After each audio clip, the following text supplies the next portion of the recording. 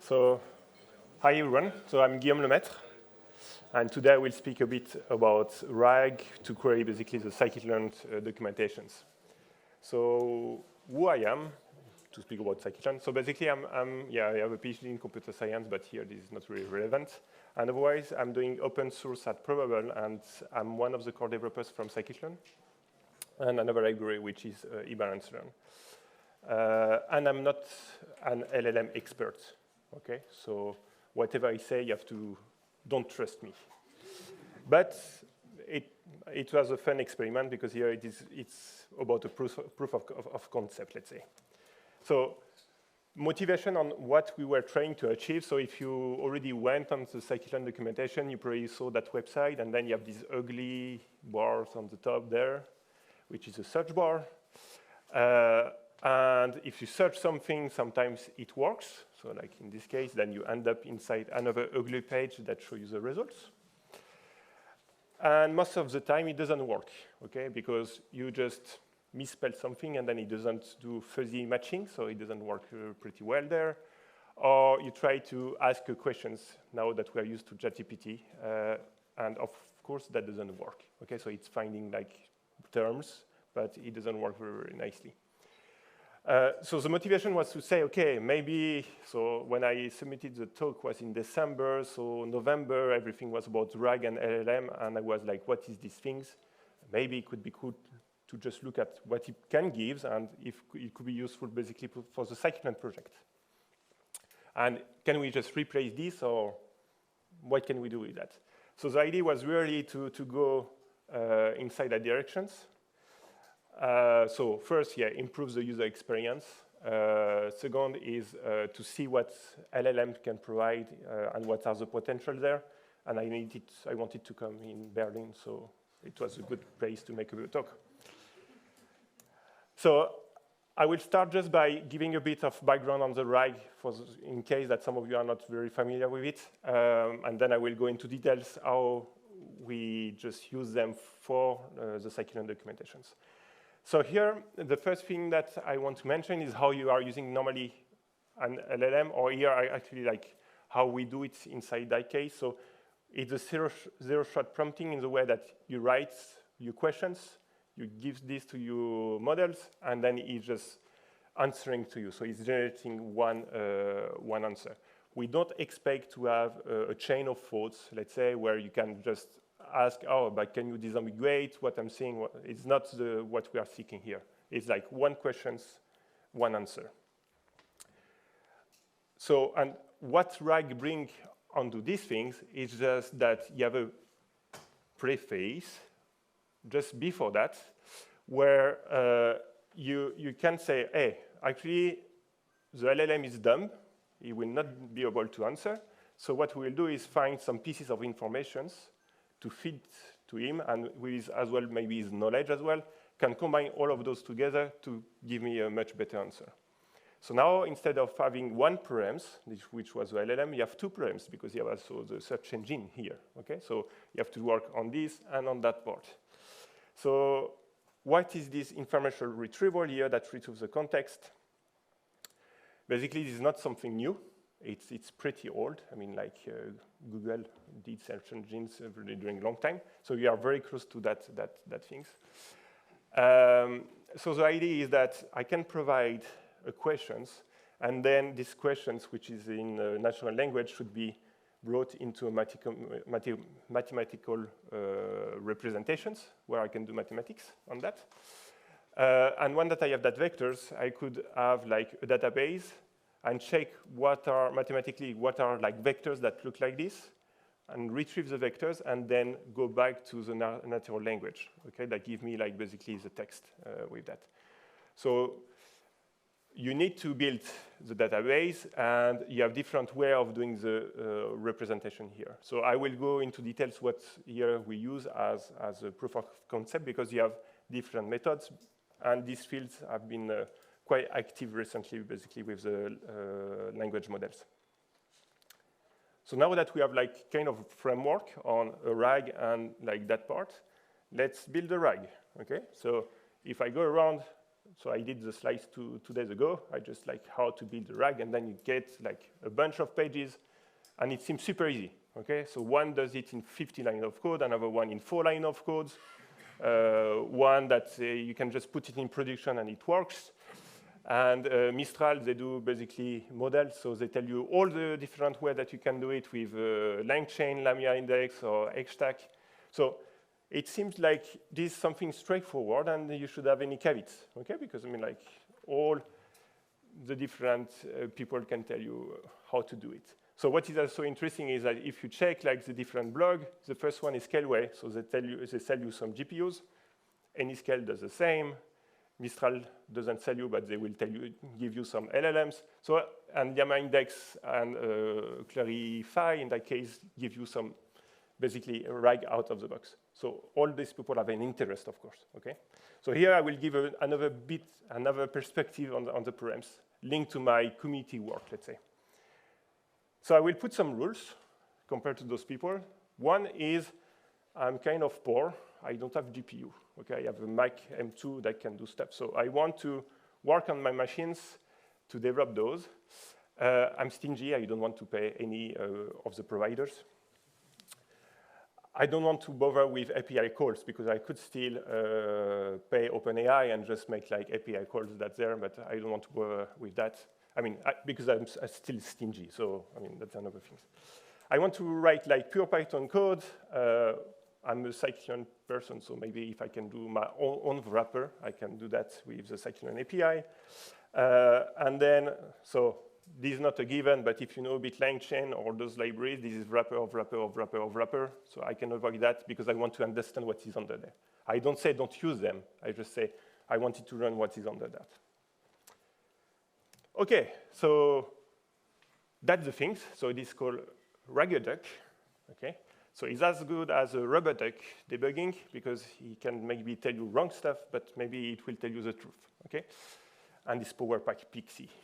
That's if you there's a talk tomorrow on Pixie. Go and check. This is super cool.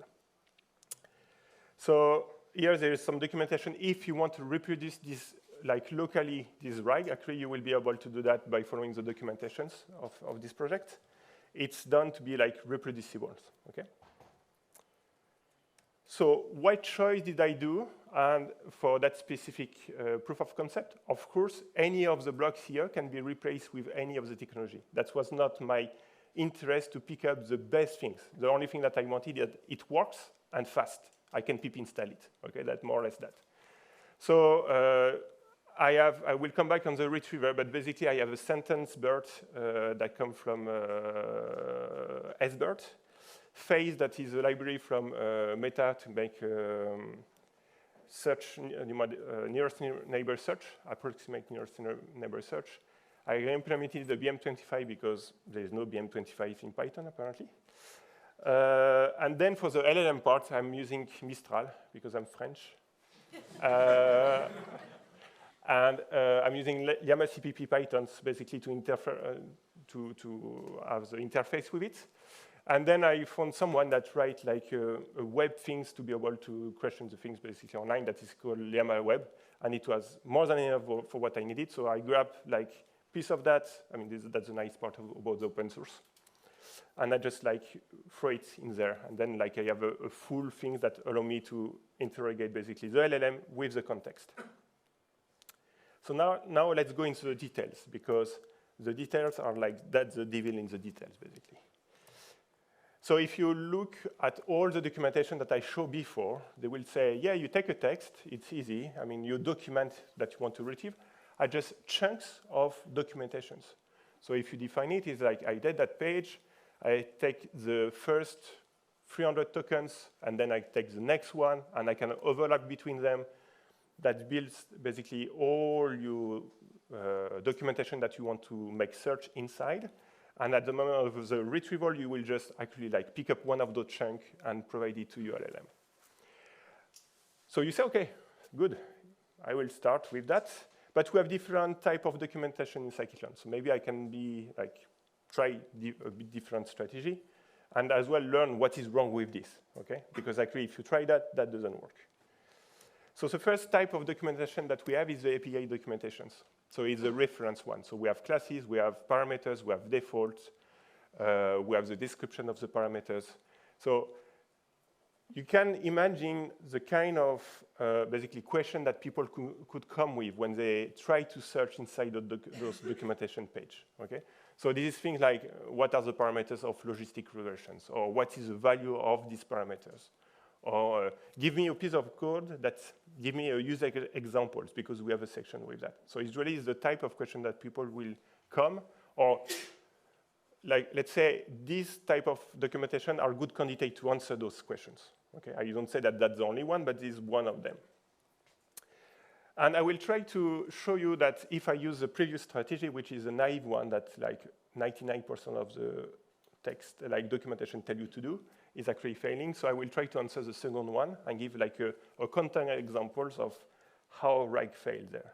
So if you try to make the search, basically in scikit-learn we have different places where you have the strategy one, and they will come with, I take like the three most important chunk. And if I chunk in this way, I will get like a first chunk that is coming from dummy classifier, which answer perfectly the questions, okay? And I have like all the details on what are the possible values. If I take the second chunk, that will be as well provided to the LLM, because this is the most important one. Then here, this is coming from the dummy regressor, but I have nothing in the text here that allow me to know if this is the case or not. Okay, so I really like bring some ambiguity to my LLM because I provide him stuff which there is no information to disambiguate basically what is the sources, for instance. And even worse, so classifier regressor, I mean, you could expect, but the simple imputer in scikit-learn as well have a strategy. Okay, so this is again something that doesn't work. So now if I take my models, I ask the questions, and I provide him the question plus those context chunk of data that I have before, it will answer you these things, which is like a good hallucinations. It will tell you that dummy classifier doesn't take any strategy parameters, okay, while you provide him the right things. However, he will tell you that you probably speak about this strategy with a typo, which I have no idea where it comes from, but I mean, it just like create a typo, and then speak about like missing values, okay? So it just like certain of what he said, so, and it just like failed on the specific questions, because you bring like ambiguity inside the different chunks, and you just try to get out with it, and just like give you like, let's say, a bullshit answer. So this is really problematic because it's not what you want to provide to your user. So how you could do to try to disambiguate that? So in some ways, the documentation in scikit-learn is organized in, we use numpydoc. So we have a way that we can scrap the documentation in a structured manners, and we can recreate basically chunk of data, our own text, that use the previous text, but that adds the information that we know that could be ambiguous. So in that case, I could always, for instance, say what's the class we are speaking of, and then like generate a text with all the parameters and say, oh, and the default value are those one, and generate different chunks. So for instance, this is exactly what I did for the different classes, the different functions. So you write a smarter way to parse the data, okay? And if you do that, then you get the following answer, which is a much better one. And so I will not read it, but basically this is the correct one, which corresponds to the first chunk, because in that case, the context saw that dummy classifier was very close to this strategy compared to the other one. So the LLM in that case managed to use these disambiguations. If you ask me why, I have no idea. Okay, but it kind of works. So that was for the API documentations. Then we have two types of other documentation. One is a user guide, which is, let's say, it's explaining some mathematical details and stuff like that. So it's going further than just programming. In this case, I use the naive chunking, but we could do better. We could detect basically sections and be sure that we don't cut chunks outside of the section to be sure that basically what we have here is consistent, okay, and that you don't cut in the middle. I didn't implement that, but it should be done in some way. That would be much better. And we have a gallery of examples. So usually these are examples. There is two kinds. Use like an example like on the left. So you have just a bit of text and then codes. Otherwise, you have tutorial-like examples, so different sections. So for that one, I use sphinx-gallery because it's parsing actually the data, and I can just be sure that a section itself is not cut it, so I can regroup basically sections together, and then generate the chunk from that. While in the first case, we don't care because you have only 2 blocks of data. So this is what I just described here. So on the tutorial one, we just detect sections, merge the section together, and then like chunk from that. While in the second case, we just like chunk every individual section, like the 2 sections. Okay, so this is how basically the data, let's say the documentation was scrapped. Now what we need to go in a bit more details is on the retriever. Okay, so the thing that will allow me to find the right chunk. So as I mentioned, it's something which is very old, and you had word-based retriever like a long time ago, and it's what we call lexical search.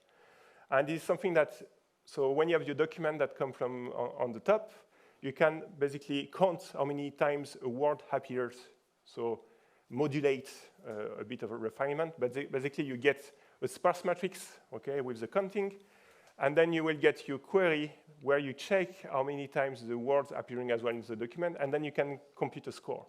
The score will tell you how likely 2 documents look the same, and then from there you can just extract the document. The problem of this approach is that it doesn't understand the meaning of sentence because you are cutting at words, so it just like, if there is a word, it doesn't understand if it's negated or not, okay? So it just like, this word appear. So it doesn't understand that, but this is very efficient because this is just an inverse index to read through basically the document, so that's working very well for that. On the other sense, with language models, then people start to use transformer and BERT models to actually take documents and project them into a dense embedding. And in that case, because of the transformer and the attentions of the transformer, you encode context. Okay, so you encode in which context a word appears, and this is kind of like very interesting because that's solving one of the problems of the one. But then you have a problem with the retrieval because in that case you need to use something like approximate nearest neighbors to find what is the closest vectors there, and then to go back to the document that was linked to your vectors. So it's a bit more involved. I mean, it's a bit. For instance, it will be 10 times slower than 100 times slower than like the BM25. But it's understanding context. Okay, so here, this is just like to show some code because we are in Python conference, so just. So somehow I wrote some scikit-learn compatible estimators that allow to scrap, and then you can use, for instance, a pipeline and just like put the thing that will just extract the text and then train your models. You call fit on the directory where you have the documentations, and then you just have to pickle not the extractor because you don't need it, but just a retriever because we'll need it in the next stage when we want to make the RAG. And the same exact things for the sentence transformer. Okay, so it is just like I have a scikit-learn interface there. I call fit, and then I dump the pickle file. Because we have 2 type of retriever, we don't know exactly how to order them. So there is an extra step, which is a re-ranker, which is again based on BERT. And the idea is that you give the query and a document, and it will give you a score saying like how likely this is, okay? And this model was trained on Bing query, so somehow I don't know if this is the best here. I mean, I will come back to this in the evaluations. But this, in some way, this is a good start to say, okay, I find all the documents, I want to re-rank them, and then I want to take the 5th best document to answer my questions. And the final piece that is missing is so I can now provide the context to my LLM, but I need to prompt it, and there is nothing fancy there, okay? So I just ask the typical things that you say, that you are a very nice expert in whatever, and then answer to these things. using this context. And when I extracted the context, I as well extracted the HTML page sources. I said, okay, use those two informations, and then go on. So if you put this all together, that looks like that piece of code. So this is the, let's say, the web app, where first you load all the retriever that I dumped during the training. Then you create the re-ranker, which is take all those retrievers. I create my LLM afterwards with Lemaitre CPP. And then I provide the LLM plus the retriever to the prompting that basically will be in charge of just like putting the informations. So demo time, and because the internet is not working very well, I just make the prompt before to come. Oops. Okay, so basically here I ask exactly the previous questions. The answer is correct. The only thing that could be interesting in that cases is on that page. So let me check where, okay, this here. So basically this is on the back end. So the first thing that we do is that here we are asking the different retriever to find the chunks. Okay, so this is like the time that happens. And for instance, on this machine, it takes 3 seconds. So this is pretty slow. If it's on the GPU, this is like more closer to the seconds, let's say. But it takes like, let's say, in total, something like 5 seconds to find the chunks. Then the prompt itself looks like that. Okay, so here you have the answer, you give like the query, and then so you're asking like you're an expert, be succinct, then answer that query, and then you provide the context, and the context is the source of the documentation, and then the different chunks. Okay, and you provide this to the LLM, and it answer you back basically that things. Okay, and in that case is where it's working quite well.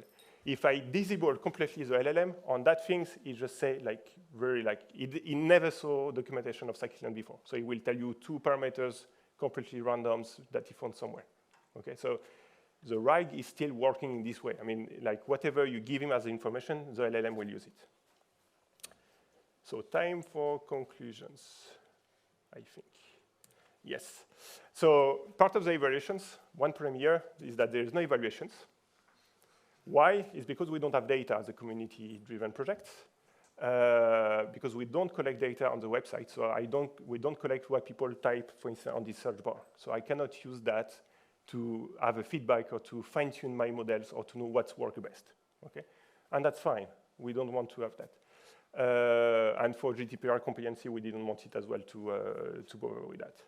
But it means that this is impossible to evaluate our RAG system, and it is impossible to fine-tune it. And some other, because promise, that's my last slide, is where I think that we need to be a bit critical of the technology. So first, as a community project for scikit-learn, we have kind of 1 million users per month on the documentations. If everybody start to do a couple of queries, you see the numbers.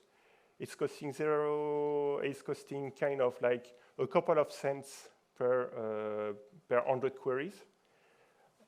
We compute it, we need 10,000 euros for this toy, okay, per month. So we cannot pay for that.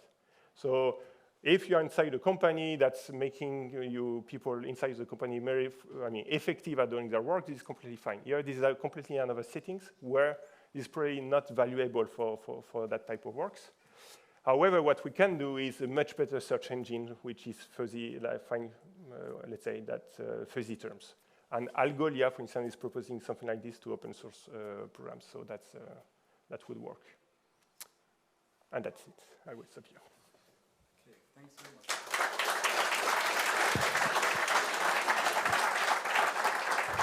Okay, time for questions. Do we have questions?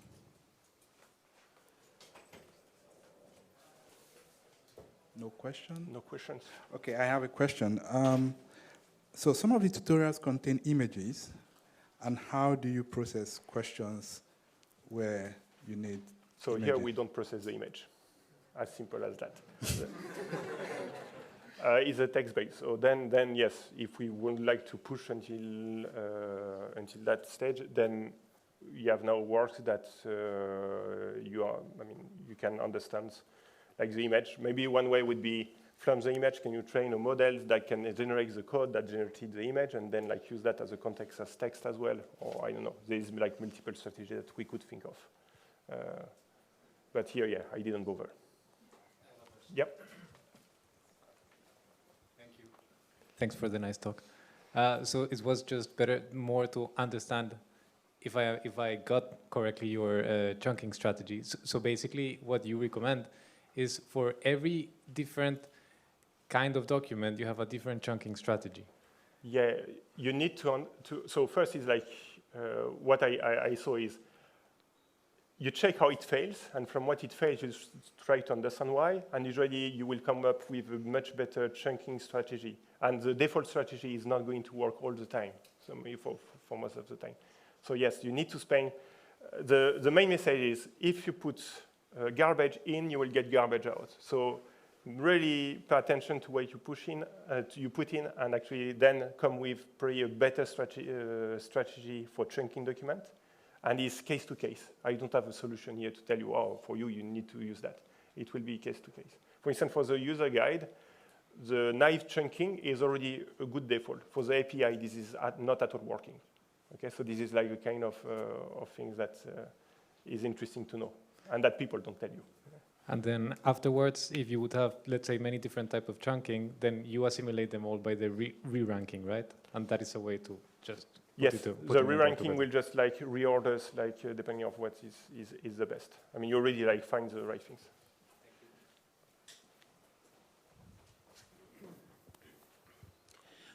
So what I ask myself is, you're doing your retrieval, you're announcing it retrieval with BERT, and then putting it into the LLM. So wouldn't it be good to just check the retrieval first if it's gotten better? Because that would be much cheaper, I think. For me, the LLM here is, I mean, if I'm very like critical and mean, the LLM is useless. Okay, what we need is what we are actually searching as a product at scikit-learn is a very good search engine. And these things, yes, we could evaluate it, but to evaluate it, we need to collect user data. We need to collect what people are searching, and if they are clicking on the first link, is that we propose the right things. And I would say, if you want to do a good RAG, yeah, evaluate that part, because this is critical, is what gets in. And I agree with you, and that might be cheaper. And you have a better feedback, like as your feedback in that area than like evaluating the output of the LLM.